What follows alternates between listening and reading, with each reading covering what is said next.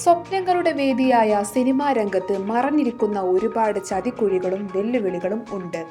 ഇത് ആളുകളിൽ കൂടുതൽ ആശങ്കയുണ്ടാക്കുന്നു. ഇതിന് ഏറ്റവും നല്ല ഉദാഹരണമാണ് നിർമ്മാതാവും സംരംഭകനുമായ മുരളി കുന്നുംപുറത്തിന്റെ അനുഭവം. ജയസൂര്യയെ നായകനാക്കി വെള്ളം എന്ന ചിത്രത്തിലൂടെ ശ്രദ്ധേയനായ നിർമ്മാതാവാണ് മുരളി കുന്നുംപുറം.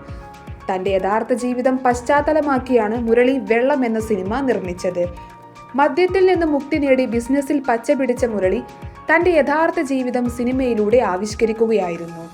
കഴിഞ്ഞ ദിവസങ്ങളിലായി മുരളി പൊട്ടിക്കരഞ്ഞുകൊണ്ടുള്ള തന്റെ വീഡിയോ സോഷ്യൽ മീഡിയയിൽ പങ്കുവച്ചിരുന്നു.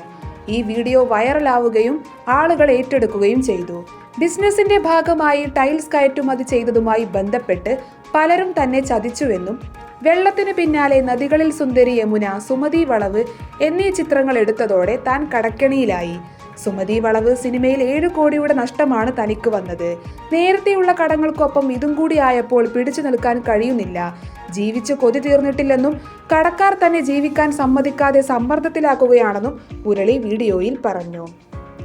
അർപ്പണബോധത്തോടെയും കഠിനാധ്വാനത്തിലൂടെയും തന്റെ ജീവിതകാലം മുഴുവൻ സിനിമക്കായി ഒരു വ്യക്തി സമർപ്പിക്കുമ്പോൾ അതിനെ പകവെച്ചുകൊണ്ട് നശിപ്പിക്കുകയും മനഃപൂർവ്വം സമ്മർദ്ദത്തിലാക്കുകയും ചെയ്യുന്ന പ്രവണത സിനിമാ മേഖലയിൽ കാണാൻ സാധിക്കുന്നു. മുരളി കുന്നുംപുറത്തിനെ പോലെ ഇനിയും സത്യങ്ങൾ വെളിപ്പെടുത്താത്ത എത്ര നിർമ്മാതാക്കൾ ഉണ്ടാവും എന്നുള്ളത് ഒരു ചോദ്യചിഹ്നമായി തന്നെ അവശേഷിക്കുകയാണ്. മാത്രമല്ല, പുതിയ നിർമ്മാതാക്കൾ എങ്ങനെയാണ് ഈ മേഖലയിലേക്ക് ധൈര്യപ്പെട്ടുകൊണ്ട് കടന്നു വരിക? ന്യൂസ് ഡെസ്ക് വീക്ഷണം.